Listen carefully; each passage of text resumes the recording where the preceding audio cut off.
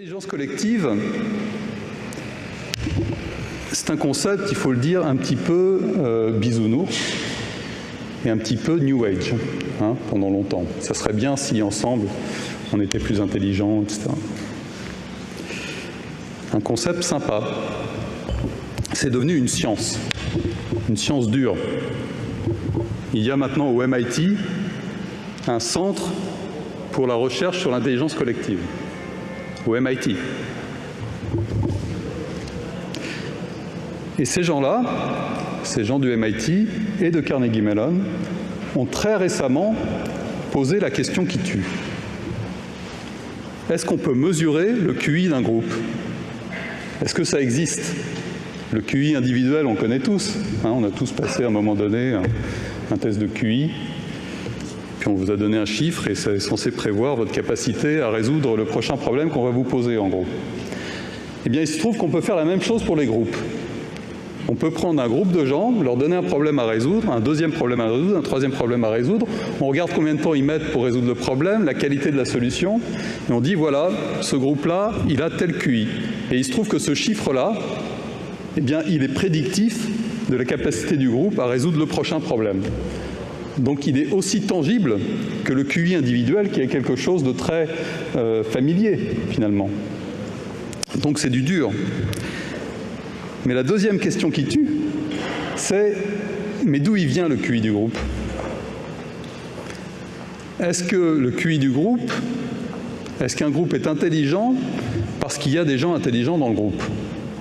Ça paraît évident. On prend plein de gens intelligents. Forcément, le groupe va être intelligent.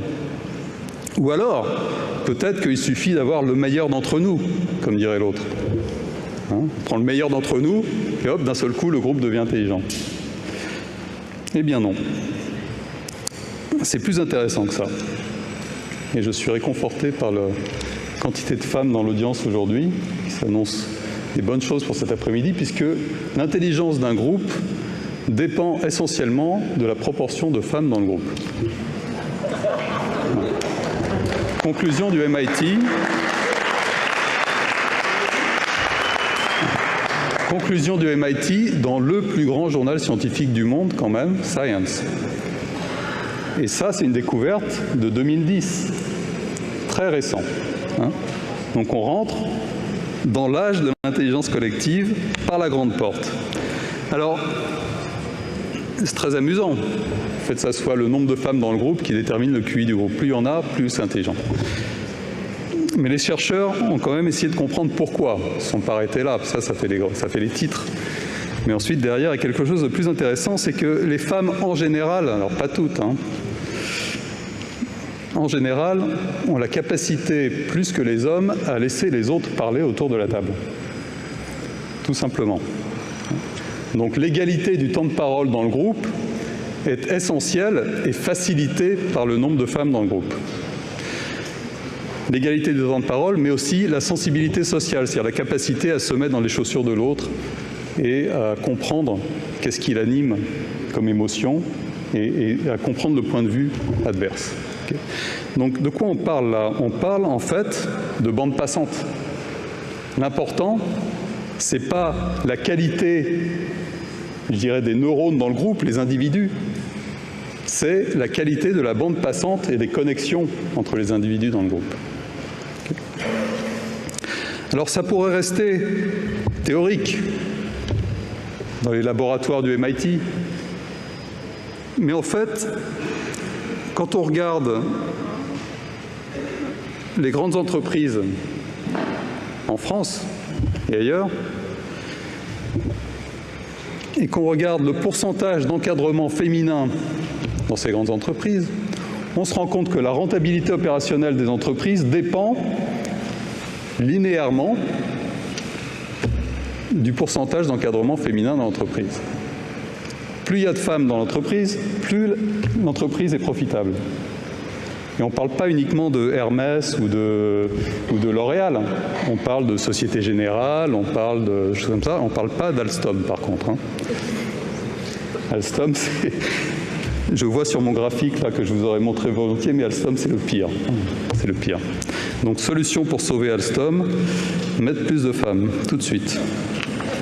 Parce que si on regarde, il y a un type qui a fait ça, un professeur d'HEC, aussi professeur de l'école de Genève, qui a créé l'indice Femina. L'indice Femina, c'est les 15 entreprises du CAC 40 qui ont au moins 35% d'encadrement féminin. Et il a regardé la performance de ces 15 entreprises par rapport à la performance du CAC 40 dans les 10 dernières années, 2006 à 2016. Donc à travers la crise, à travers ce qui a suivi, etc. Le CAC 40 a fait moins 4% sur les 10 dernières années, moins 4%. Les entreprises de l'indice Femina, tout ensemble, ont fait plus 60%. Donc on n'est pas du tout dans le théorique. On est dans le dur et on est dans le sonnant et le trébuchant, si j'ose dire. À l'inverse de l'intelligence collective, vous avez le boss, qui parfois peut avoir un ego énorme et qui va dire à tout le monde quoi faire. Alors, il y a quelqu'un qui a fait l'étude pour le Harvard Business Review, il y a quelques années aussi. Il a comparé les performances des grandes entreprises avec la taille de la signature du boss. Et devinez quoi? Devinez quoi? Plus la taille de la signature est grosse et moins l'entreprise est performante. Voilà.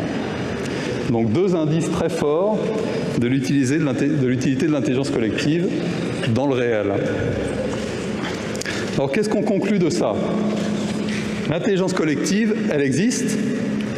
Elle ne dépend pas de l'intelligence des gens qui sont dans le groupe. Elle dépend au contraire de la qualité de la communication dans le groupe. Et ça, c'est très intéressant parce que ça veut dire que l'intelligence collective du groupe, l'intelligence rationnelle du groupe, dépend de l'intelligence émotionnelle des individus dans le groupe. Donc voilà la relation, si vous en cherchiez une, moi j'en cherchais une depuis longtemps, entre l'intelligence émotionnelle et l'intelligence rationnelle.